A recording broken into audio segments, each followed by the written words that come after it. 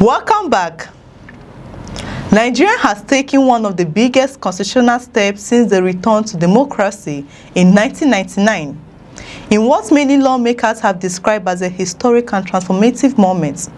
The Senate has passed a constitutional amendment establishing state police services across the Federation, fundamentally changing the country's security architecture after decades of debates. For years, Nigerians have argued over whether policing should remain entirely under the control of the federal government or whether states should be empowered to maintain their own police services capable of responding more effectively to local security threats. After decades of failed attempts, heated political disagreements, and repeated constitutional hurdles, the Senate has finally approved the framework that creates the dual policing system consisting of the Federal Police Service and State Police Services. The bill, transmitted to the National Assembly by President Bola Ahmed Tinubu, represents one of the most significant constitutional reforms in recent Nigerian history. Supporters believe it could revolutionize the fight against kidnapping, banditry, terrorism, communal violence, and other security challenges that have overwhelmed the country's centralized policing structure.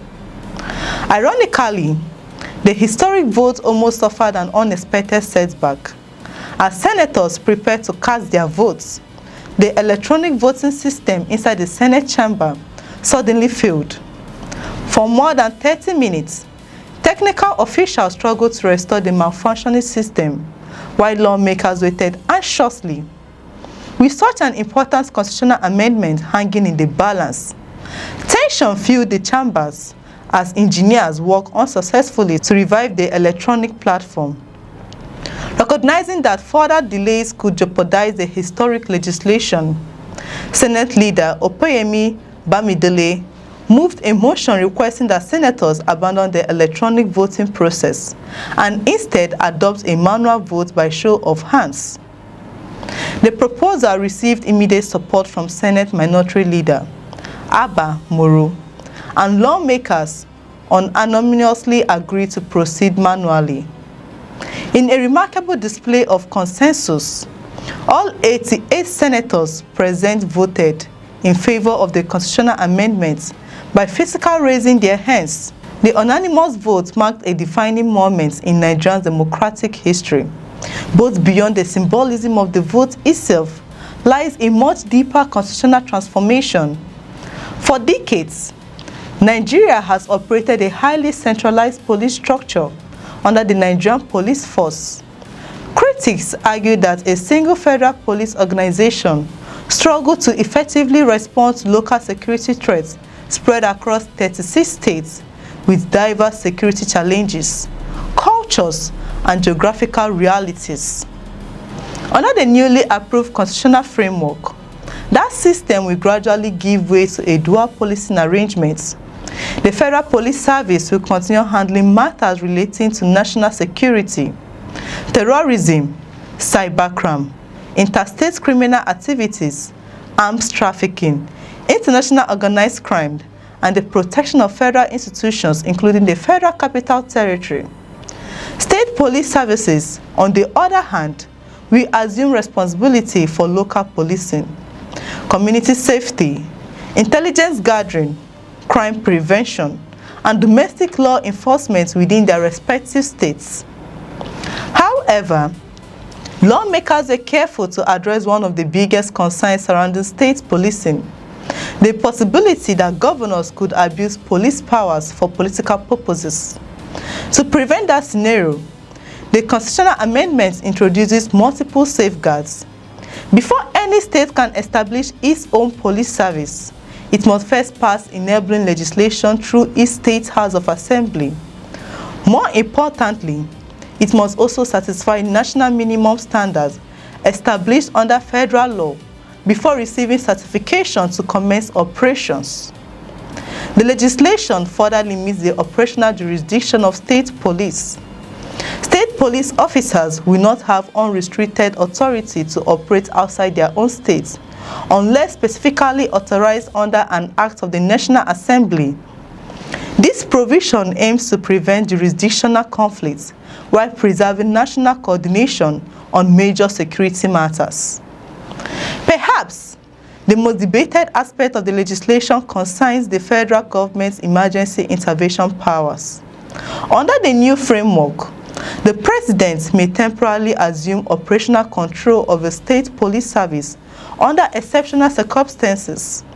Those circumstances include situations where public order has collapsed beyond the state's ability to restore security, where a state police organization becomes operationally incapable of performing its duties, or where substantial evidence exists that a state police service is being used for political intimidation, ethnic persecution, religious discrimination, electoral manipulation, or systematic violation of fundamental human rights. Even these extraordinary powers are tightly regulated. Any federal intervention must be issued in writing, clearly stating the reasons, geographical scope, and expected duration of the intervention. The President must notify the affected governor, the State House of Assembly, the National Police Council, and the National Assembly within 48 hours. Furthermore, no intervention may continue indefinitely. Any extended federal takeover will require legislative approval and remain subject to judicial review by the courts. The legislation also introduces important protection designed to shield police leadership from political interference. Both the Inspector General of the Federal Police Service and State Commissioner of Police will enjoy fixed constitutional protections. They cannot simply be dismissed at the discretion of political leaders.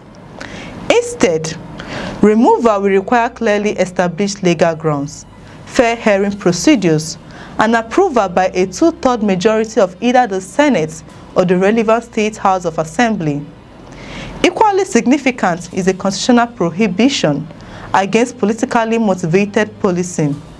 The amendment expressly forbids federal or state authorities from directing police officers to target individuals, political parties, associations, or groups for partisan purposes. Police cannot be instructed to suppress lawful political activity, discriminate against citizens, or enforce the law based on political, ethnic, religious, sectional, or personal interest. Supporters of the reform believe these safeguards strike an important balance between decentralizing security responsibilities and protecting democratic institutions from abuse. As the legislation progresses to the next constitutional stages, many Nigerians see this moment as a turning point. For communities battling kidnapping, armed robbery, banditry, farmer-herder conflicts, and communal violence, expectations are high that locally managed police services will deliver quicker intelligence, faster responses, and stronger partnerships with the communities they are designed to protect.